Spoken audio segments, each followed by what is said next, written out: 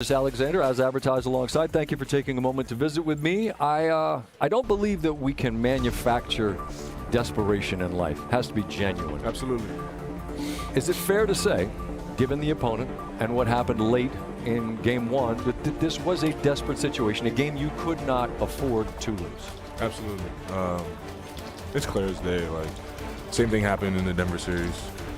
It's hard to win a series losing both at home. It's just hard. You set yourself back so much, and we knew that going into the game. The trick is trying to manufacture that desperation when it's not organic. That's well said. But yeah, we had one goal in mind tonight, and that was to get a W, and we did so. The desperation that you spoke of, that was evident, but because you had gone through it with Denver, I wonder how much you were able just to remember, all right, damn near the same thing happened in that series, and we were able to come out on the other end of it. How do you make 48 hours productive? It's kind of a long wait. What does go into those moments of looking at film and being prepared for tonight and coming out with the aggression that we saw? Yeah, I think the fire and the energy comes naturally. Now you just have to do a really good job of trying to stay in the moment and just figure out how to get better for the next game. How about this building's ability? We just heard Rick Carlisle mention that this place is as advertised. This is the first time I've been here. He said he felt they took it to another level. Fair? Yeah, absolutely. They do an amazing job, and every time it feels like it's the loudest it's ever been, they just keep going louder every game. But yeah, we besides the energy that comes so naturally in this building, especially in a desperate game, you just try to find a way to get better. And that's the main goal. Like, as long as you keep getting better through your experiences, you give yourself a chance. Shai, you've spent so much time throughout this postseason playing not just from ahead, but comfortably ahead. But given the team you're playing and the capacity to come back that they've demonstrated over and over again, is there any point in this second half where the number is high enough that you feel like, all right, we're probably okay tonight? No. Probably when it was like 15 with a minute left. This late in the season, like, you don't want to take anything for granted. Now, obviously, they have the track record of doing some miraculous things late game, and we learned that firsthand last game. So those moments, we kind of we don't even give ourselves a chance to think that. Understood. With the goal in mind and the team that we're playing against, they're a really good basketball team. You don't make it this far without being a really good basketball team, and we know that.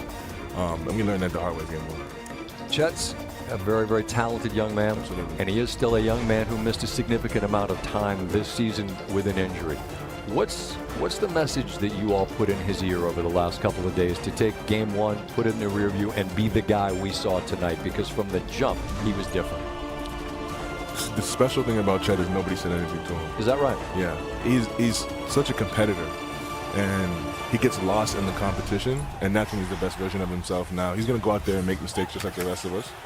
But his intentions, his intangibles, his skill set, and the things you just can't teach that he does on the basketball court, they'll take over as long as he continues to have that right mindset, which he does 99.999% of the time. And yeah, you don't have to worry about Chet. He's going to be that guy. Interesting. Through the years doing this, I always look at the guys looking at this, and I'm like, what are they looking at? Right now, what I'm looking at is I'm looking at Wiggins, and I'm looking at Caruso. 38 off the bench. The ability for them to contribute that significantly tonight, how important were their contributions to the overall victory? Yeah, very. They always are. We are the team we are because of our depth and because of the punches that we can throw through 10, 11 men. Like, that's what makes us special. That's what makes us this historic defense, this historic season that we've had so far. We have guys that understand the goal in mind on both ends of the floor, and we can sit down, take breaks, and it doesn't drop off, and they did a great job of it. I'm interested in your perspective, the same thing I asked Tyrese the other night. This is 2 games in now. It's the finals. Anything feel different about what it is to you as you play? I mean, the numbers look like they always look, but I'm just interested in what you're processing. You're a human being, and these are the finals. Absolutely. The losses hurt a little bit more, for sure. But I've tried to just tell myself, as much as you can, just enjoy the process and enjoy the moment. Are you?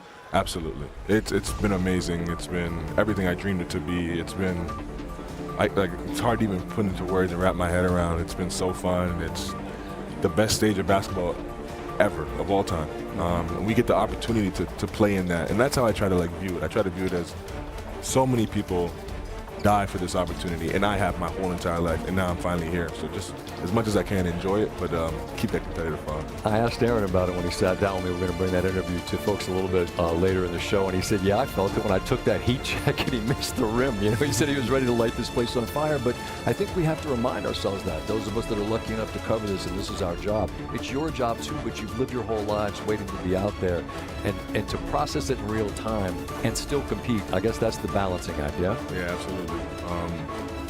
It's a crazy moment. So many emotions behind it, and they're natural. You can't get rid of them, no matter what. Why would you want to? Exactly. But once you get out there, it's like you feel it in the air. It's just basketball, and it's just you and your crew competing against another crew. And the crews are very good at this stage. It's different than in the park. Sure, yeah. It's a little high level. The crews are very good, but at the end of the day, it's competition, and you try to go out there and win.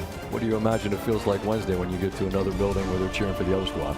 Yeah, very, very, very fun. A lot of boos. I'm sure they'll be pretty fast in their building, pretty comfortable. So yeah, we're going to have to be really good if we want to go down there and win. I was feeling real comfortable in here. I'm like, well, I've never been here before, man. They're chanting SVP. I was like, oh, wait, no, that's MVP. That's MVP. It's your house, man. Thank you for having us. Congratulations on a great night. We'll see you on Wednesday in Indianapolis. Absolutely. Thank you very much.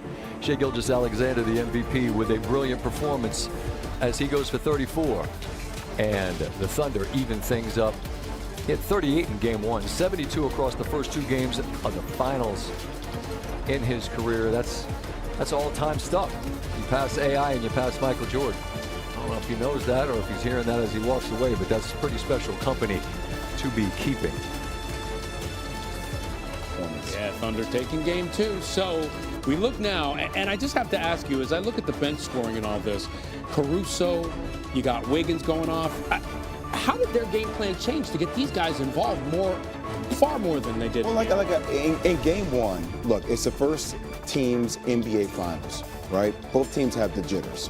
And for a guy like SGA, you want to come out and you want to establish yourself. And I think we all saw him be extremely aggressive with his shot attempts in the first quarter. That was not the case in game two.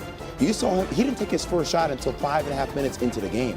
He got a lot of people going. And I think when the ball has energy like that and the rest of the teammates get involved, that leads to an overall better offensive performance. And sometimes for young teams too, look, they're one of the best defensive teams, but it felt like in game one, their offense was a little bit predicated upon their defense, right? And when the offense got stagnant, that's when Indiana started to come back because they took their foot off the gas. But that's not what you saw in game two. It was a full team effect on both ends of the ball.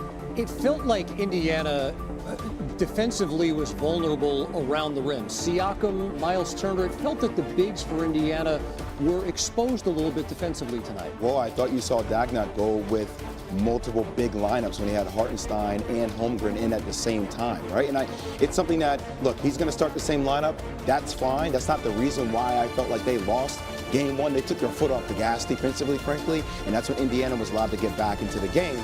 But they won the rebounding margin tonight. That wasn't just with the double bigs. It came from actually putting a body on somebody. You know, guys like Siakam, Nembhard had double-digit rebounding numbers in game one. That was not the case in game two. They had a +8 rebounding margin. So when you do what you have to do on the defensive end, you rebound the basketball, you force turnovers, your conversion rate is higher. This is the overall complete version of OKC that we've seen throughout the course of the regular season. Yeah, did great. Game two, they got the win on the other side. Carlisle and friends, not so hot. Here's Rick Carlisle after the game, new on SportsCenter. Another bad first half. Obviously, it was a big problem. And we just played poorly.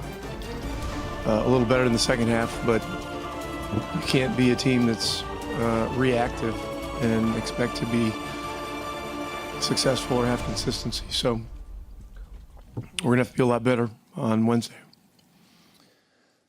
All right, so succinct from Rick Carlisle there.